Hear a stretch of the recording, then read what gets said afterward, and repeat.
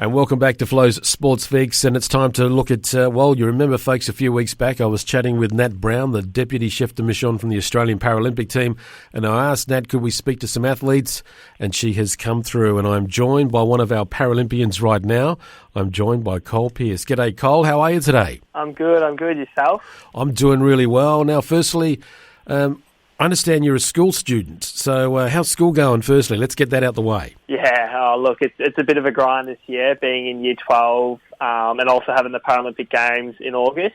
So I do the 4 subjects. Usually in Victoria, most students would do maybe 5 or 6 subjects, but with my commitments with swimming, I've just dropped down to the four subjects because obviously the workload. So the 4 subjects are business management, normal English, further maths, and health and human development. So with those 4 subjects, they're quite broad and easy subjects, obviously, because if I am selected in June to go to the Tokyo Paralympics, the workload is going to drop off so much for school, and the swimming and the gym and all that's going to go through the roof.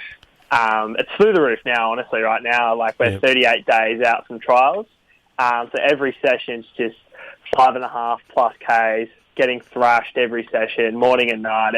It's quite intense. And look, there's a lot of private studies I do take advantage of, because obviously I miss so much after school and stuff, because obviously I'm in the pool or I'm in the gym working out, and by the time I get home, my body's done and I need to rest. So look, it's a bit of a grind, school and swimming, but it's a goal I've set myself, and look, I knew what was coming and I'm prepared for it. So. Do you get support? I know your family's supporting you, but what about the school? Are they making allowances? Are they being very supportive as well? Oh, the school's great. So I'm at St Michael's Grammar School in St Kilda, and they're great. I couldn't have asked for a better school, to be fairly honest. They understand all my swimming commitments, everything. So I'm travelling to Sydney next week, hopefully, and they completely understand all my swimming commitments, and they don't argue, or they provide me with the help that I need, both with the teachers, with staff, with sports days and stuff like that. Like, they're just great. Like, it's not even just a school; it's Swimming Australia, Paralympics Australia, my mates, obviously my family, but the school are a main form of my swimming career, because obviously the support they provide for me. So yeah, I remember at school when we had our school swimming championships and we were all competing and all that there was no superstars amongst us, but it might be a bit different at your school in any swimming competitions. Do they make you sort of wait till everyone else is almost finished before you start? No, I still do as normal age group, but I do notice a lot of people like to watch me when I am swimming, and all the boys like to get around the banter when we're all racing against each other. Yeah. The bit of smack talk that goes on the blocks and stuff is quite funny. And it's school swimming. It's all about, enjoying yourself and getting house points. Yeah. But there is a couple of swimmers, though, at St Michael's Grammar School. So I'm not the only one, but for my age group, for the Year 12s, the banter pops off, and look, I won the age group, the 17 to 18-year-olds, as expected, and I know my house will just chuck me in every event, no matter if there's about 20 minutes between each race. They just, Col can swim this, Col can swim that, and I think basically all the good swimmers in our year level are in my house, Breen House. Yep. So we have a very overpowered relay. We won by about 40 seconds this year. So I think they should handicap you, mate. Come on, give the others a chance. Yeah, there was a couple of jokes about how we should just wait. So when they start the gun, we should probably wait about 20 seconds, let everyone get a head start, but that's a little arrogant. So we didn't do that. Yeah. We wanted to, but it's pretty arrogant. Yeah, understand that. Well, Col, let's get down to it. You're a Paralympian, so what is your disability? What is it? Can you explain that all to us, and how did it happen? Was it something you were born with, or did it happen afterwards? What's the story? Yeah, so at the age of 2, I was in an accident with a lawnmower, which caused my right foot to be amputated. So I only have my right heel bone, if that kind of makes sense. So the rest of me is fine. I just have no right foot. So that happened to me at the age of 2. So I was quite lucky for that to happen to me. It wasn't, like a genetic thing. It was a lawnmower, obviously. So I can't remember any of it, really. I was just always told by my parents and stuff about the lawnmower, what happened. So that happened at the age of 2.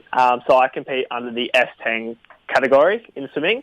So S10's a physical impairment, so a physical impairment below the elbow or below the knee, or very mild cerebral palsy. So when I go to, if I go to Tokyo, so I'm not selected on the team yet, so I can't quite say I'm a Paralympian, but I hope to be. So if I go to Tokyo, I'll be competing against guys that maybe have one wrist, or like myself with one foot, or against someone that has mild cerebral palsy in their legs. So that's sort of the gist of how the S10 category works that I compete in. Okay.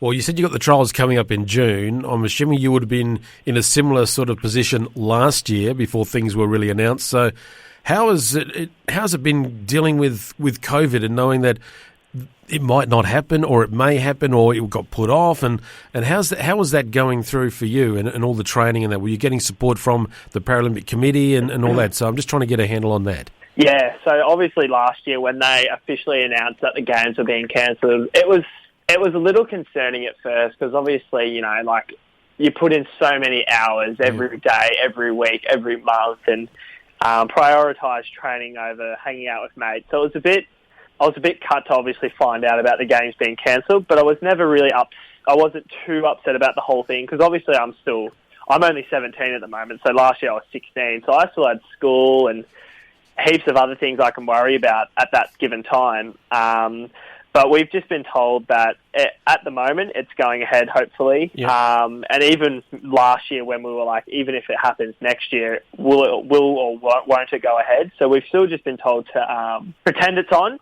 still train like hard, still train every day, every night, and pretend it's on, because you don't want to rock up to, if it does go ahead, you don't want to rock up with half the amount of training that you could have done, if that makes sense. Yep. So obviously when we went into lockdown, so obviously me being from Melbourne, we went into two harsh lockdowns. So throughout those, I was still training every day, even if it was just in my bedroom. I'd still try and tick 5 to 6 hours each day. I was fortunate enough, though, in the second lockdown to be able to train at the MSAC pool in Melbourne throughout the stage 4. But yeah, we've just been told by everyone, just train like it's going ahead, because obviously you don't want to rock up and just not be able to perform and do the best for Australia. How is it keeping that mental focus, Col? Because you've got it in the back of your mind that something could happen and you're not going, or it could get postponed again. How do you sort of block all that out and just focus that I'm going, it's happening, and I'm going to win? How do you manage to keep doing that? I think it's, I'm really big on routine, obviously. So as a full-time student and athlete, you sort of fall into a routine where I don't even really think about Tokyo. I just think about each day. You know, I've obviously got training from 5 till 7 this morning, so I need to be up by 4:30. I like to have a banana and coffee before training, so I do my daily routine. So I don't really like to think about it too much, obviously, because that sort of, I think, mentally drains you out, because obviously being in year 12, I should be stressing over other things, to be honest, rather than whether or not the game should be going ahead. But I think routine's really a big part for me, because obviously if you just sort of focus on everything day by day, you sort of lose focus, or not lose focus, but you don't really focus on the bad things about what might happen. Yeah. You just focus on yourself and make yourself better each day. So that's sort of the secret I have for it. Okay. But look, honestly, I sort of got to the point, we've all got to the point now where we were all uncertain about what might happen in the future, but you sort of just can't really predict, and you just play it by ear, and you sort of just got to live with it, really. I know that sounds bad, but in the case of COVID at the Paralympics, it's, for me, another thing is, because I'm still young, I've still got my whole career ahead. And recently with the whole Brisbane maybe potentially hosting the Paralympic Games, I said to Mum, that would be an awesome time to hang up the goggles. I think I'd be 29 years old, home soil, up in Brisbane. It's not my home, but it's still, in Australia. Yeah. So really, I've still got another 10, 15 years ahead of me. So if the games aren't to go ahead, I can still stress about year 12 and got other things on my plate. So really that's the secret for it all. What a great attitude. Good on you, Col. What events? You got the trials coming up in June, you said. So what events are you actually competing in? Freestyle, backstroke, what ones are they? Yeah, so there's 3 events. So my most preferred race is the 100-metre butterfly. Some would say the hardest, or I would say the hardest stroke. So that's my favourite. And then the 200-metre individual medley and the 100 backstroke. So those three are my go-to races, but most preferably the 100 fly. And what's the current competition you're up against? Are you got any concerns that someone could take your spot in the team? Yeah, there's always a concern about that. But once again, you can't be. I don't really like to stress over my competition too much, because obviously it's just mentally draining. It's a waste of time really stressing about stuff that you shouldn't be stressing about, if that kind of makes sense. Because obviously Australia is a dominant swimming sport. They're quite competitive when it comes to the Olympic, Paralympics, and then obviously around the world you stress about. But in Australia, I think because we're all a big family down here, we're all a big family. So I sort of I get along with the other boys. They're great, but I don't really like to think about the competition. I just like to focus on my own racing and performing the best I can. Why did you choose swimming instead of, say, another sport? I think, so back when I was younger, I used to play all the AFL, basketball, cricket, a little bit of soccer, on weekends after school. And I found that obviously being a right foot amputee, I was best at swimming. Because I could never go to the AFL, could never make the Australian cricket team. The best I could do is maybe I don't know what they do for sort of AFL for people with disabilities, but I find I was really good at swimming as well. Obviously, you can be good at swimming no matter what your disability is, really. Yeah. There's some phenomenal athletes on the Paralympic team that have gone through a lot through their childhood and past and present. And can still swim at the best they can, really. So I think for me, it was just being able to be a part of a sport that allows me to be the best I can, and something I was actually good at and I enjoy, because obviously you tend to enjoy things you're good at. And me being good at swimming, I just fell in love with it. The moment I started swimming, I actually hated swimming when I was younger, but obviously as you go through school sports and you start to compete against other people, and look, winning's fun. No one likes to lose, right? So as you get to win more races and be a better athlete or person in general, meet new people, it was just a great way of, obviously meeting new people, but just to enjoy myself. And I really found that me being in the water is my happy place. Yeah. Col, I'm just curious. I asked this to Nat, and I'll ask it to you. That I know with us in general in life, we find in those dark moments when things are going bad, you have a bit of a joke about it because it helps to go through it. What is the humour like amongst, I guess, all of you Paralympians? Because I'm going to call you one because I think you're going to make the team, so I'm calling it early. But just what's the humour like amongst you guys? I mean, and girls. I mean, there must be some things that would make us able-bodied people, our hair raise on end. But what's it like? How do you use humour to help you through things? Oh, I'm so glad you asked this question. I love taking the piss out of my right foot. So there's plenty of banter that happens on the Paralympic team, because obviously you're in an environment where we've all got some form of disability, and everyone's feels comfortable and aren't in their shell about their disability. Everyone's quite open and outgoing about it all, and there's plenty of jokes. So I'm only stick with the ones about me, because obviously I don't want to offend anyone that's not next to me, or we're not in that environment quite now. So I like to tell people when they do ask about, because what happened to your right foot? And I'd be like, I went swimming in a river and a crocodile bit my foot off, or I was swimming in the ocean and a shark attacked me, and plenty of other things. So when people go, do you need a hand with that, mate? Because obviously when they see someone with the prosthetic leg, their first instinct is to help the person and be like, hey, mate, do you need any help? And I'll be like, I'd like a foot, if that's okay, rather than a hand. And there's plenty of jokes. So another one is I like to wear pants when we go into the city for particular reasons. So I can twist my prosthetic leg. This might sound a bit weird. So when you have your feet, right, they're facing forwards or they're in front of you, I'm able to twist my prosthetic leg 180 degrees, so it's facing the opposite direction. So my toes are facing my back, if that makes sense, if you can imagine that. Yes. And so if I have pants on, they're not going to be able to notice I have a prosthetic leg because me only missing my right foot. I do have a noticeable limp, but it's not as bad as maybe a whole leg amputee. But I'll sort of twist the leg 180 degrees, so both feet are facing different directions, and walk around the city. And just the looks people give me are like, "Is this what's going on here? Like, why is his foot facing the back and his foot facing the front?" It's the funniest thing you'll ever see. I should post it on my social media one day, to be honest. Send us a photo because I'd love to see it. I reckon that's hilarious. That's absolutely hilarious. On my first Australian team back in 2019, we were walking down the main, like one of the sort of like the CBD of Manchester. It's kind of like a main street. Like, it's got heaps of shops and cafes and restaurants, and it's a huge population is there. And one of the Paralympic swimmers, Col, actually took a video of it, and the faces people were looking, because you obviously don't want to approach someone like that. You just stare at him and like, what's going on with this bloke? You know, like, why is his feet twisted around? That is great. I want to see that. I want to see that because that absolutely is brilliant.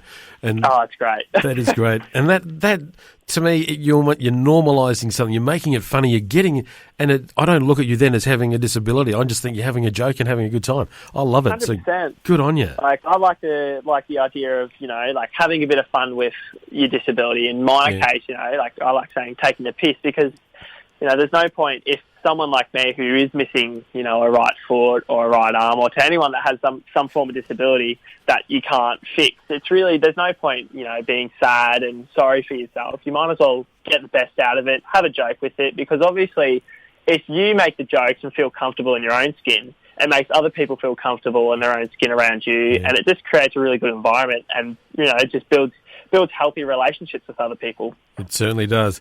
Does having a good sense of humour help knowing that you're a Geelong supporter? Oh, look, after last year, I don't like to say I'm a Geelong supporter, but look, cats are forever in my heart. Even if we lose 3 grand finals or we choke every year, they'll still be in my heart. Well, there's nothing wrong with that. We support the teams we support, and that's the way it is. End of story. 100%.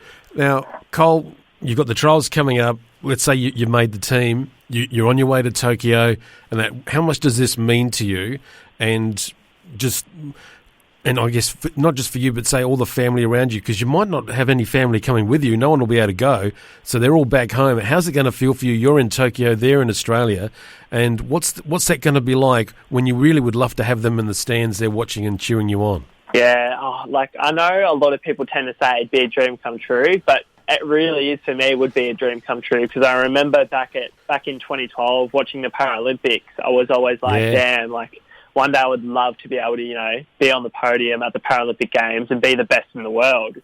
And to be given that opportunity, or not given, but earn the opportunity to be able to represent Australia and go to a Games, which is going to be phenomenal, obviously. So the first one ever that they're going to be doing during a pandemic is going to be amazing. So it really is going to be a dream come true. And for my family and stuff, they won't be able to go to Tokyo or do the quarantine, obviously, before or after, because obviously we're going to be in an Australian team bubble. But yeah, it's going to be amazing. I'm so excited if I make the team, because obviously as a young kid, I've always wanted to make the Australian Paralympic team, not just an Australian team, but the Australian Paralympic team, and have that under my belt for the ongoing years. So this is your career, you're saying, to be the swimmer, the Paralympian swimmer, but what about life away from that? The subjects you're studying at school at the moment, are they leading towards a career, say, in the sporting area, or is it going to be totally away from that? Look, I think I'm like most Year 12s. I have no idea what I want to do. So my family own a dairy farm out in Beaumont Extension, near on the border of Victoria, pretty much, between New South Wales and Victoria. So we're 3rd or 4th generation dairy farmers. So look, I could be a dairy farmer, or I could be a sports commentator. I'd love to do that maybe one day, or I don't know, a doctor. I have no idea. I'm still in that awkward phase in year 12 where I'm like, I have zero idea of what I want to do. So obviously for the next 10 to 15 years, I would love to swim and do the best I can in the pool. But once I'm finished there, it's unknown. Well, we certainly hope that does happen to you. I'm sure whatever it is, it'll be amazing anyway.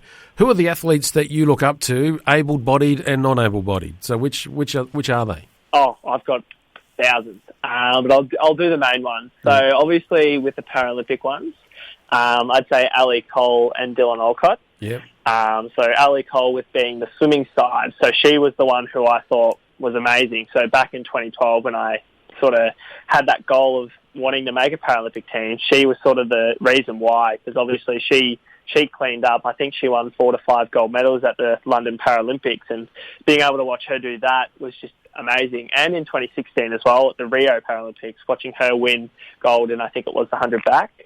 And then being able to make a team in 2019 and be on the same team as her and just have a normal conversation, get advice, and just be able to talk to your hero essentially was just amazing. And Ali's great. I love her so much. And Dylan Alcott, obviously, I don't know if I should be saying this joke or not, but for a guy in a wheelchair, the only thing he can't do is walk. He's amazing. So the things he's done for the world of parasports, people with disabilities, in or out of sports, is amazing. And I really admire that. I would love to have the influence he had on me, on other kids, if that makes sense. Yep. So in 10 years' time, I'd love to be that sort of role model to little kids, and that for me is just, incredible.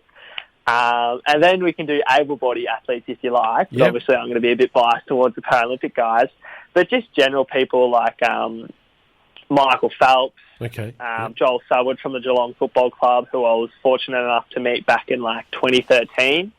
So he's great, really kind. And I think about the thing is with sporting athletes are that the reason why I think we all look up to them is because they never gave up on their goals. Like people like Michael Phelps, who's probably the GOAT in swimming, no question about it. He not once, didn't skip training. He kept up with school. He put in 100% every training session and just never gave in. And that to me is just so inspirational. How do you feel about athletes that take substances and things they shouldn't, and then we find out years later that they were cheating? That does that sort of really get to you and you get angry about it? Look, I haven't been in that boat yet where the athlete or the person in particular who I look up to has ever tested positive to a certain substance. And I hope it never does happen. But look, honestly, I think within Australia we've got a good culture of clean athletes and not doping in any major sports, really. Yes, and we'd like it to keep it that way as well. And 100%. I think for a lot of our athletes, their main issue is just having maybe 1-2 beer too many. But that we can all relate to that, can't we? Yeah, well, not me. Still 17. No, not you. Still going to be able to have my first beer after Tokyo. Yes. So I'm a July baby, so once I return from quarantine, hopefully I can have my first beer. Yes, and I'm sure you're looking forward to that, and Mum and Dad probably as well. Col, well, it's been absolutely fantastic chatting to you. I've really enjoyed our conversation. Good luck at the trials. Where are the trials? Where are they happening? So they're at the Adelaide pool, the Matt Cowdery pool in Adelaide. Yep. So on your home soil. Well, we look forward to that. Maybe we can have a chat and see how you go when you get here too. That'll be good as well. Yeah, we'll do. I look forward to that. Well, good luck with the trials. I'm sure you're going to make the team, and then hope all goes well. Fingers crossed you'll be heading over to Tokyo as well. And we certainly want that to happen. Have a good one. As well. Thank you so much for joining us on Flow today. Sweet. That was awesome.